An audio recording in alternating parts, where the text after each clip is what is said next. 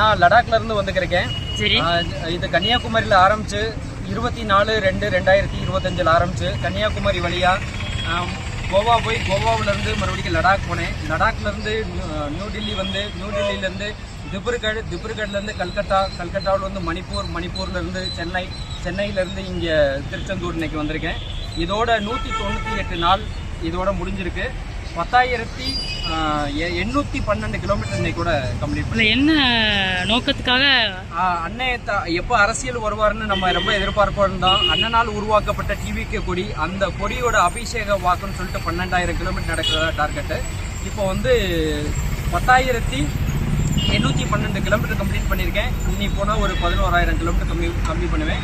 இந்த கொடியோட என்ன ஒரு கிட்டத்தட்ட 1,600 கோயில்களுக்கு மேலே பிரசாதம் வாங்கியிருக்கேன். மற்றபடி ஒரு பிரசித்தி பெற்ற கமக்கியா கோயில், மந்திர், மறுபடியும் அந்த ரோட்டு ஓரங்களில் உள்ளது எல்லாத்துலேயுமே போய் நான் வந்து பிரசாதம் இது பண்ணியிருக்கேன். இந்த கொடிக்கு மிகப்பெரிய வலுவூட்டக்கூடிய தன்மையாக ஒரு கிரகப்பிரசவம்னா நம்ம கோயில் பண்ணி பல பேர் வந்து பார்த்து அதுக்கு அபிஷேகம் பண்ணுவோம். அதே மட்டும் கொடிக்கு ஒரு அபிஷேக வாக் நோக்கம் வந்து இது அபிஷேக வாக். டிவிகே கொடியோட அபிஷேக வாக்குனா நம்ம ஒரு புதுசாக கோயில் உருவாக்குறோம். பல ஆயிரக்கணக்கான மக்கள் வந்து அதுக்கு அபிஷேகம் பண்ணுறாங்க. அதுக்கப்புறம் ஒரு நாளைக்கு கவசம் நம்ம இது பண்ணுறோம். அதே மட்டும் இந்த கொடி இன்னைக்கு உருவாக்கப்பட்டது. இந்த கொடி 200 வருஷங்களோ 300 வருஷங்களுக்கு மேலே தாண்டும், 2-3 தலைமுறையை தொடும். அதனால இந்த கொடிக்கு அபிஷேகம் உலகம் நம்ம இந்தியாவே சுற்றி அபிஷேக வாக்கு இது பண்ணியிருக்கேன். இந்த அபிஷேக வாக்கு மூலம் எண்ணற்ற தமிழர்களை சந்திச்சிருக்கேன். பர்மா தமிழர்கள், முறையில் உள்ள தமிழர்கள், மற்றபடி பஞ்சாப் தமிழர்கள், எல்லா தமிழர்களையும் சந்திச்சு வந்திருக்கேன். என்னால் முடிஞ்சளவு நான் ஒரு இராணுவ வீரன்.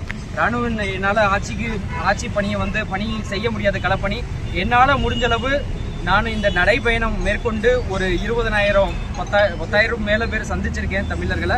ஒரு 20,000 வாக்கு என் சார்பால அண்ணனுக்கு வந்து நான். உங்க ஊரே லடாக்கா? என்ன உங்க ஊரு? என் ஊர் சோமநாதபுரம், மானாமதுரை, சிவகங்கை மாவட்டம்.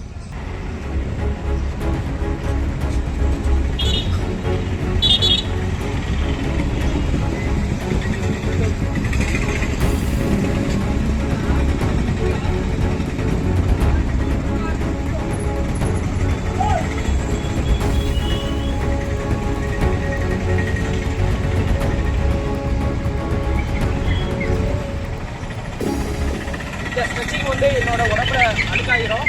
அதுக்கப்புறம் இதை துவைக்கணும், இது பண்ணணும். ஏன்னா இந்த ஸ்ட்ரெச்சிங் பண்ணலைன்னா அதை கண்டுக்கிற மாட்டோம். நம்ம டயர்டாகி தூக்கிடுவோம். இல்லைன்னா நாளைக்கு கிளம்பணுமே சொல்லிட்டு நம்ம வந்து ஏற்பாடு பண்ணுறதுக்காண்டி என்னோட கால் வந்து ஃப்ரீயாக இருக்கணும். ரொம்ப தூரம் நடக்கணும். நான் ஒரு நாளைக்கு கரெக்டாக 55 கிலோமீட்டர் நான் நடக்கிறேன். அதுக்கு இந்த ஸ்ட்ரெச்சிங் தான் முழு பொறுப்பாடு. 90 டிகிரி முடிச்ச பிறகு தான் ஸ்டார்ட் பண்ணும்போதும் ஃபினிஷ் பண்ணும்போதும் ஃபினிஷ் பண்ணையில எனக்கு ரிலாக்ஸ் ஆயிரும். சரி, எத்தனை நாட்கள் நடந்திருக்கீங்க?